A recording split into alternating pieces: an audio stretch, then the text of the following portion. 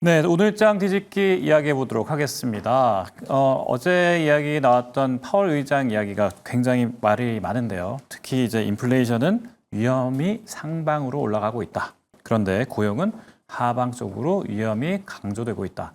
이게 뭡니까? 결국 이제 인플레이션이라는 게 이제 물가가 많이 오를 것 같은 기대감 아니죠. 우려감이 팽배하고 또 고용이 지금 예전만큼 쉽지 않다. 그러니까 이걸 양면적 위험이다 이런 이야기를 계속하고 있는데 여기에 대해서 미국 경제가 그러면 잘 갈 것이냐 굉장히 좀 위기감이 있다 이런 이야기 하고 있고요. 여기에 대해서 한편으로는 증시는 계속해서 올라가고 있으니까 어제 또 엔비디아 이야기 나왔지 않습니까? 엔비디아가 오픈 AI에 140조 원을 투자하겠다 이런 이야기 나왔는데 이거 가지고도 또 갑론을박이 있습니다. 엔비디아가 과연 그 돈이 있냐 아니면 그 돈을 정말 쏟아 부을 것이냐 이런 이야기까지 나오고 있는데 여기에 대해서 AMD는 엔비디아의 대항마로 계속 간다. 이런 이야기까지 계속 나오고요. 여러 가지로 혼탁한 상황입니다. 여기에 더해서 테슬라와 관련돼 있어서는 일론 머스크가 트럼프 대통령과 함께 이제 다시 화해의 제스처를 지냈다. 이런 이야기까지 나오고 있는데 정말 알 수가 없습니다. 그래서 오늘은 파월의 고심이란 이름으로 우리 전문가 여러분과 함께 이야기를 나눠보도록 하겠습니다. 자, 오늘은 알파경제의 김종효 이사님 그리고 DB증권 을지로금융센터의 이영루 차장님 모셨습니다. 어서 오세요. 예, 안녕하십니까. 자, 파월의 돌직구 오늘 양면적 위험 이런 이야기를 계속 하고 있었습니다.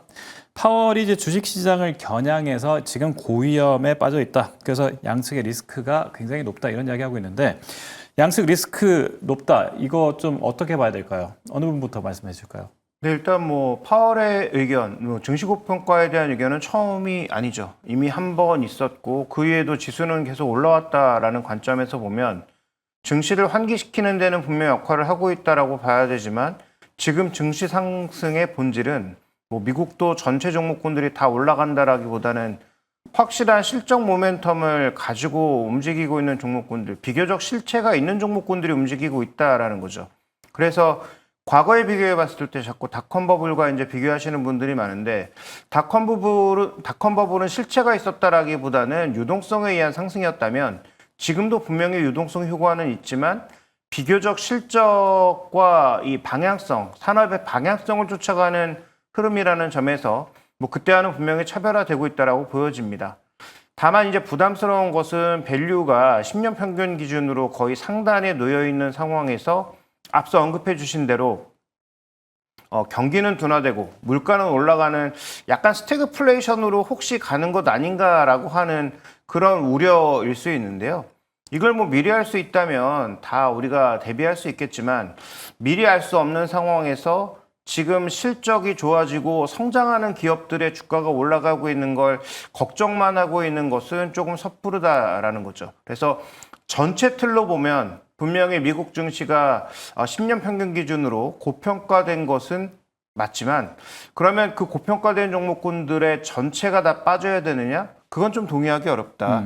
지금 현재는 분명히 실체를 가지고 가고 있는 흐름이다라는 것이고요. 그래서 이게 붕괴되려면 결국 우리가 지켜봐야 되는 건 엔비디아를 둘러싸고 있는 소위 AI 기업들 전체가 같이 붕괴될 거냐. 네. 이걸 봐야 되겠죠. 아직은 그런 조짐이 보여지지 않고 있기 때문에 저는 주의를 환기해 볼 필요는 있지만 이것으로 인해서 투자 관점을 바꾼다? 지금부터 당장 아랫 방향을 봐야 된다? 이건 좀 우리가 너무 앞서가는 게 아닌가 이렇게 좀 보고 있습니다. 네, 그러면 이제 우리 차장님께 여쭤볼게요. 연준이 데이터 의존적 접근을 강조했습니다. 그러면 앞으로 지수 방향을 가릴 핵심 지표가 고용이냐, 아니면 소비냐, 또 아니면 인플레이션이냐 이런 것들이 있을 텐데 어느 쪽을 좀 지켜봐야 될까요? 일단 저희 연준 쪽에서 가장 핵심적으로 보고 있는 거는 금리 결정 방향 일단은 물가 부분하고 그다음에 고용 부분에 대한 이 데이터를 놓고 판단을 하고 있는 것 같아요. 물가는 현재까지 그렇게 많이 올라갔다라고는 말은 안 하지만 그거는 현재까지 기업들이 실질적으로 관세에 대한 이 영향을 반영을 안 시키고 있었던 부분들, 그다음에 미리 선구매했던 부분들에 대한 것 때문에 물가의 인플레이션이나 이런 부분들이 좀 덜 발생했던 부분들인데 이제 이 부분이 이제 조금 더 이제 현실화되고 있는 상황인 거고요. 거기에 따라서 이제 또 고용에 대한 그 일자리 부분에 대한 이 데이터나 이런 부분들이 좀 상당히 떨어지고 있습니다. 그래서 고용이 잘 이루어지지 않고 있다. 그럼 고용이 안 이루어진다라면은 소비할 수 있는 주체들이 사라지기 때문에 그 스태그플레이션이나 이런 부분들로 갈 수가 있는 부분들 이런 부분들이 있어가지고 결정에 대한 거는 물가 부분하고 이제 고용 부분에 대한 이거를 종합적으로 봐야 되겠죠. 어떤 하나만 놓고 결정하기에는 조금 쉽지 않은 상황인 것 같습니다. 자, 그러면 고용 소비 인플레 다 좀 복합적으로 봐야 된다 이런 이야기를 하고 있는데 여기 대해서 이제 그럼에도 불구하고 우리는 아무나 다 자기 주식을 이야기할 때 반도체 이야기를 하지 않을 수 없죠. 그래서 네. 우리 특히 투자자분들이 이제 마이크론을 삼성전자나 하이닉스보다 조금 더 열심히 요즘에는 보는 경향이 있습니다. 마이크론 이야기 살짝 해보겠는데 마이크론 호실적의 시장의 반응이 지금 뜨겁습니다. 그러다가 오늘은 약간 이제 장외 시장에서는 조금 주춤했는데 이거 좀 어떻게 볼까요? 일단 마이크론의 주가도 9월 들어서 굉장히 가파르게 올랐고요. 9월 들어서 더 가파르게 오른 종목군들이 있죠. 샌디스크라든지 키옥시아라든지 뭐 울프스피드 같은 전력 반도체부터 소위 낸드 플래시 이런 것들이 더 많이 올랐는데 그러니까 월간 기준으로 한 뭐 10일, 11일 거래일 만에 뭐 70%가 오를 만큼 더 불이 붙었는데 마이크론의 실적이 좋아진 것도 이렇게 낸드까지 좋아지다 보니까 소위 이제 반도체 영역 중에서 안 좋은 건 없다. HBM 당연히 좋은 거고 DDR4 가격도 뭐 지금 그 가격 기준으로 막 주간 단위로 9%, 10%씩 뛰고 낸드 플래시도 이제 플러스로 돌아서 뭐 향후 방향성에서는 HBF까지 얘기가 나오고 있으니 그러니까 좋은 실적을 다 알았기 때문에 주가가 선반영했다라는 측면에서 오늘 시간에서도 주가가 뭐 그렇게 강하진 않았고 그다음에 그 실적 발표를 보고도 흥분하지 않았다 정도로 이해하시는 게 맞겠죠. 야, 그러면 이사님, 네. 그러면 여기서 조금 그 짚어갈 게 뭐냐면 마이크론은 지금 호실적이 일어난단 말이에요. 근데 호실적이 일어나는 거에 비해서 지금 파월 의장이 고평가됐다. 이렇게 이야기를 해버리니까 방금 이제 이사님께서 말씀하신 거는 이제 앞으로도 이제 그 주식 모멘텀이 많이 남아있다. 상승 모멘텀이 남아있다. 이렇게 이야기를 했는데 파월의 지금 발언하고는 약간 좀 배치되는 거 아니냐. 이렇게 보고 있는데 이사님께서는 그럼에도 불구하고 고평가는 아니다. 이렇게 볼까요? 미국 시장 평균으로 봤을 때 마이크론 같은 종목이 고평가라고 보긴 어렵고요. 네. 뭐 예를 들어서 엔비디아를 뭐 단순하게 우리가 뭐 PER, 뭐 PBR 같은 숫자로 언급하기에는 어렵지만 일단 1등으로서의 메리트나 추가적인 프리미엄도 존재하는 거고요. 그다음에 지금 산업을 끌고 가고 있는 업계일의 측면에서의 그 프리미엄도 존재하는 것이니까 그런 종목은 솔직히 밸류로 얘기하기는 어렵고 마이크론 같은 경우에 업계 3위지만 지금 미국 시장 전체 밸류에이션 비교해서 또 그렇게 비싼 편도 아닙니다. 근데 국내 종목은 마이크론보다도 엄청나게 싸거든요. 물론 국내 증시가 미국보다 밸류에이션 자체가 싼 부분도 물론 적용을 해야 되겠지만 그에 비해서 또 워낙 낮은 상황이다 보니까 그렇게 본다면 마이크론도 별로 팔고 싶지 않은데 국내 대형 반도체는 더 팔고 싶지 않은 그런 국면이다라고 봐야 될 것 같고요. 그래서 지금 어떻게 보면 연준 의장이 얘기했던 고평가의 대상이 저는 마이크론을 바라보고 한 것은 아닌 것 같다. 네. 오히려 지금 그 미국 시장도 제로 옵션이라든지 개별 주식 옵션 같은 것들이 판을 치기 시작하고 민주식들이 움직이기 시작하면서 설명할 수 없는 그런 급등하는 종목이 너무 네네. 많습니다. 또 미국도 주식의 상단 하단이 없지 않습니까? 네. 일간 변동성의 상단 하단이 없다 보니까 더 이제 변동성이 커지고 있는 종목군들이 있고 물론 먼 미래에 가서 정말 뭐가 터질지 모르겠습니다만 지금 당장 뭐 양자 관련된 종목들이라든지 그다음에 미국 시장에서 이 테마로 움직이는 종목군들의 최근 급등락을 저는 경고한 것이라고 좀 판단하고 있기 때문에 그런 관점에서 본다면 마이크론은 여기서 조금 핀트에서 네. 벗어나 있는 것이 아닌가 이렇게 봐야 될 것 같고 국내 종목은 아직도 저평가다 이렇게 좀 볼 수 있는 상황입니다. 좋습니다. 그러면 이제 바로 질문 이어가서 그러면 이제 AI와 관련돼 있는 강한 수요가 계속 이어지고 있다. 여기까지 말할 수밖에 없는데요. 마이크론뿐만 아니라 사실은 이제 엔비디아 계속해서 좋은 소식 나오고 있지 않습니까? AI 강한 수요 확인, 실적 기반으로 상승세가 계속 될 것이냐? 이거 어떻게 보십니까? 예, 그거는 지금 현재 우리가 예전에도 보시게 되지만 일단은 사람이 살면서 한번 이제 편함을 느낀 거는 쉽게 버리질 못해요. 네. 근데 AI가 발달하고 우리가 이런 컴퓨터나 이런 것들이 발달하면서 생활의 편리성들이 늘어난 부분이죠. 맞아요. 그리고 우리가 검색을 하든 뭐든 하든 이런 부분들에 대해서 쉽게 지식을 습득할 수 있고 우리가 편안한 것들 핸드폰 보고 살지 않습니까? 네. 이런 부분들을 할 때 이거를 하는 데이터 센터를 짓는 이유가 이런 방대한 지식이나 이걸 갖다가 끌어들여가지고 네. 돈을 벌기 위한 부분들인데 이거에 대한 수요는 끊임없이 늘어난다는 네. 거죠. 그리고 우리가 생활의 편리를 하기 위해서 요즘은 웬만하면 가정집에 그 로봇 청소기 같은 거 놓듯이 앞으로 한국은 이제 안드로이드 해가지고 가사 도우미 로봇도 나오실 거고 이런 부분들로 가게 되면은 이거에 들어가는 건 기본적인 거는 네. 반도체. 그다음에 배터리, 예, 이런 부분들, 그다음에 이거를 돌릴 수 있는 소프트웨어 부분들, AI 소프트웨어 부분, 이런 그다음에 이게 파생되면 여러 가지가 있겠지만 실질적으로 이런 부분들에 대한 수요는 끊임없이 늘어나고요. 데이터 센터를 운영하는 거였을 때 데이터 양이 늘어나면 늘어날수록 거기에 들어가는 반도체의 수요나 이런 것들은 기하급수적으로 늘어나는 네. 부분들이에요. 이런 부분들을 계속 필요로 하기 때문에 반도체에 대한 수요는 꺾이지 않을 것이다. 이렇게 좀 예상이 되는 자, 부분이죠. 그러면 두 분에게 말씀드릴 수 있는 게 오늘 같은 경우에 그리고 지금부터 이제 우리 시청자들이 전략을 세워야 되는데 뒤집기 한마디 한 말씀씩 해주시기 바랍니다.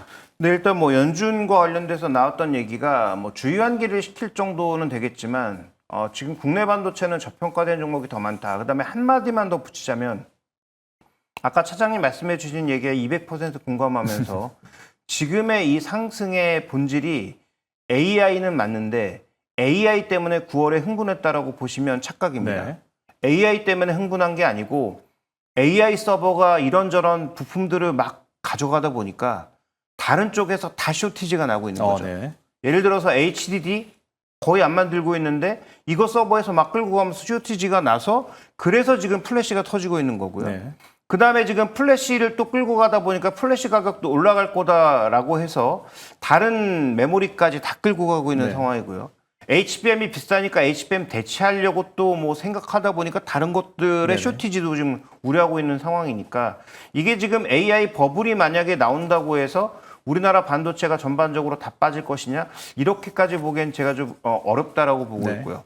국내 또 신규 공장도 줄줄이 준비되고 있습니다. 자, 그러면 또 우리 이영로 사장님. 어제 연준 의장의 발언을 통해서 이거는 시장의 환기를 좀 주는 부분들로 보고 있습니다. 그리고 본인의 앞으로 이제 금리 정책을 할 때 힘을 좀 실어주기 위해서 먼저 밑작업을 하는 거 아닌가 이렇게 좀 보여지고 있고요. 그래서 본인이 이제 의도한 대로 금리를 언젠간 내리겠죠. 내리는 부분들에 대해서 그 시장의 충격을 최소화할 수 있고 뭐 이런 부분들 그다음에 향후 그 버블이나 이런 거 발생하거나 고용이 제대로 안 일어났을 때 이럴 때에 금리를 인하를 해서 그 효과를 좀 상쇄시킬 수 있는 부분들 이런 것들을 하기 위해서 한 부분들이고 이 지속적으로 말씀드리지만 이 AI에 대한 수요 그 우리가 AI라고 말하지만 이거 AI라고 하기보다 일단은 AI를 구현하기 위한 네. 반도체의 수요에 대한 거는 끊임없다. 네. 그렇기 때문에 조정했을 때 좀 들어가도 괜찮지 않을까 이렇게 판단이 됩니다. 자, 이제 주제를 좀 옮겨보겠습니다. 요새 굉장히 이슈가 되고 있는 것이 국제 유가입니다. 네, 국제 유가인데 제가 어제 그 주유를 좀 해보니까 5만 원을 냈는데 75리터? 7만 5천 원을 냈는데 75리터? 뭐 그렇게 해서 굉장히 경유입니다. 경유 이야기인데. 그렇죠. 좀 많이 들어가셨네. 네, 그래서 알뜰 주유소 얘기도 했고, 알뜰 주유소만 찾아서. 근데 유가가 어쨌든 야, 기름값이 그래도 예전에 비해서 조금 많이 싸졌다. 이런 이야기를 좀 하고 있습니다. 최근에 63달러까지 내려왔고 뭐 이런 이야기를 하다 보니까 야, 국제 유가 그러면 여기서 이제 내려오는 거야, 올라가는 거야. 이런 이야기를 누구나 참 많이 하게 됩니다. 그래서 유가 변동성이 이제 상승으로 가냐, 하락세로 가냐. 이거 두 분 일부러 모신 이유가 있습니다. 여기에. 두 분 중에 제가 사전에 준비해서 듣기로는 한 분은 조금 더 상승 쪽에 무게를 두고 있고 한 분은 좀 하락 쪽에 무게를 두고 있다 그랬는데 어느 분이 상승 쪽이십니까? 뭐 유가가 상승한다라기보다는 유가와 관련된 정유주 그러니까 뭐 유가가 오를 때마다 움직이는 뭐 한국석유 이런 종목군들을 말씀드리고 싶은 게 아니고 SOL이나 GS 같은 정유주들을 지금 유가가 하락한다고 보지 않을 때인가에 대해서는 저는 아니라고 말씀드리고 싶은 건데 일단 유가부터 말씀을 드리면 유가 같은 경우에는 우리나라 에너지경제연구원도 내년 경제 전망, 유가 전망 내놓을 때 50달러까지 내려갈 수도 있다 이런 얘기하고 있거든요. 네. 경기가 나빠지니까 이런 얘기를 하고 있는데 이렇게 되묻죠. 경기가 나빠서 유가가 50달러까지 내려가면 유가를 생산하는 원가가 50달러가 안 되는 혹은 50달러 육박하는 그런 나라들은 과연 거기서도 콸콸콸 계속 생산하고 있을까라는 질문을 던져보고 싶은 거죠. 네.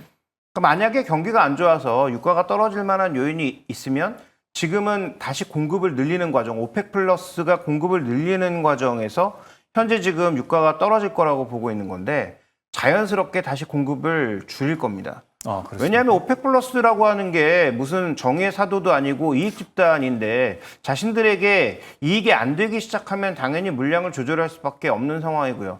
트럼프가 압박한다? 미국도 각자 도생한다는데 다른 국가가 미국 말을 들을 만한 이유가 별로 없지 않습니까? 그다음에 지금 이 정유사에 그러니까 계속 그 그러니까 원유보다도 정유의 제품 판매가 많아진 것이 공급의 가장 핵심인데 그 빌런이 누굽니까? 인도하고 중국이거든요. 그 인도하고 중국은 어디서 그렇게 석유를 싸게 사서 계속 정유 제품들을 만들어냈을까? 러시아에서 받은 거죠. 네. 그러니까 러우 전쟁이 언제 끝나는지가 그래서 중요한 거고 러시아가 시가보다 굉장히 낮은 가격에 인도 같은 쪽에 원유를 공급해 줬기 때문에 네. 인도는 땅 짚고 헤엄치게 한 거죠. 그동안 러시아에서 유가보다 한 20% 낮게 원유를 받아서 만들어서 생산만 하면 원래 세계 평균 가격으로 팔아도 20% 이상의 이익을 남기는 엄청난 이익을 그동안 남겨온 겁니다. 그러면 이 구조가 지금 미국 때문에 깨지고 있는 거죠. 트럼프 대통령이 인도에 50% 관세를 부여하고 정유 제품에 대해서 정확하게 타겟팅을 하고 있는 상황이다 보니까 인도가 러시아에서 가져가는 석유량이 줄어들고 있고요. 중국도 마찬가지죠. 지금 그래서 이 공급 빌런들이 정유 제품의 전체적인 공급을 줄이고 구조조정하고 있는 상황이다. 그다음에 지금 인도는 동남부 지역을 중심으로 해서 엄청나게 지금 그 파이너리 시설들을 대거 지어놨는데 네. 이거 과연 추가 생산할 수 있을까가 좀 고민되는 시점이죠.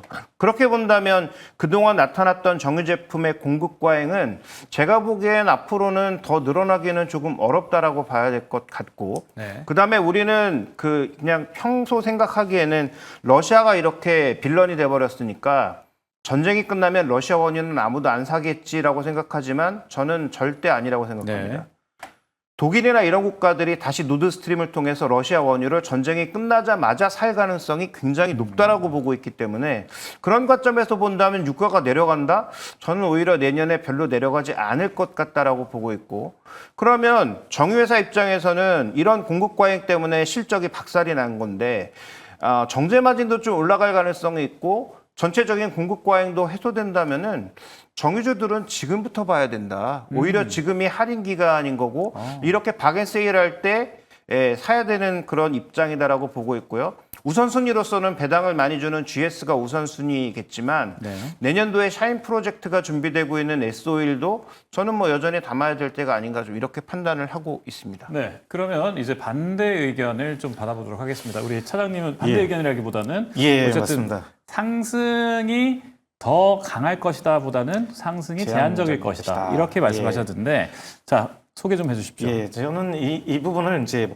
저도 이게 상승이냐 하락이냐 이런 것보다는 현재 가격에 대한 유지 정도 수준을 가격 정책을 취하지 않을까 이렇게 좀 생각을 하고 있는데요. 60달러, 63달러 이 정도 선에서 65달러에서 67달러 이 정도 선에서 그러니까 70달러에서 60달러 밴드 안에서만 지금 움직일 걸로 예상하고 있는 게 70달러 이상 올라가게 되면은 그러니까 75달러인가 그 정도 이상 올라가게 되면은 미국에서 채산성이 나와요. 네. 그런데 그게 70달러 밑으로 나오게 되면 미국에서는 그걸 안 나오는 걸로 알고 있습니다. 네네. 그러면 캐면 캘수록 적자예요.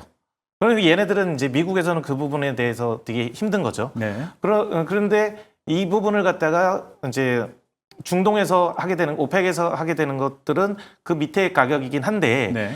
마진은 그렇게 크지 못해요. 근데 이 부분을 갖다가 미국에 끌려다니지 않고 하는 이런 부분들에 대한 지금 상황이 발생되고 있어가지고 그래서 유가가 지금 수요나 공급보다는 저는 이제 정치적인 영향에 의해서 지금 현재 가격이 형성되고 있는 거 아닌가 이렇게 보여지고 있고 가장 전 세계에서 기름의 소비가 가장 많은 인도하고 중국 이 두 군데에서 수요가 계속 필요로 하는데 미국 거 안 쓰고 중동 거 안 쓰고 러시아 거 이제 싼 러시아 걸 갖다 쓴다는 거. 왜 지금 인도에서 기분이 상했죠? 네. 미국 때문에 미국 때문에 기분이 상했으니까 말 안 듣는 거죠. 네네. 그리고 러시아산 석유 계속 갖다 쓰고 있는 겁니다. 그리고 계속 쓰고 있기 때문에 그 가격 부분에 대해서는 제 수요를 촉발할 수 있는 네. 이 큰 수요처들이 다 러시아선을 많이 갖다 쓰고 있기 때문에 이 가격 정책은 현재 이 정도 선에서 계속 한동안 유지될 것이다. 유지될 것이다. 네. 이렇게 좀 보여지는 겁니다. 자, 오늘 그래서 이제 유가 상승이 과연 될 것이냐, 유가 상승은 그럼 얼마나 끝이 없이 오를 것이냐, 아니면 제한적으로 갈 것이냐, 이 이야기를 다뤄봤는데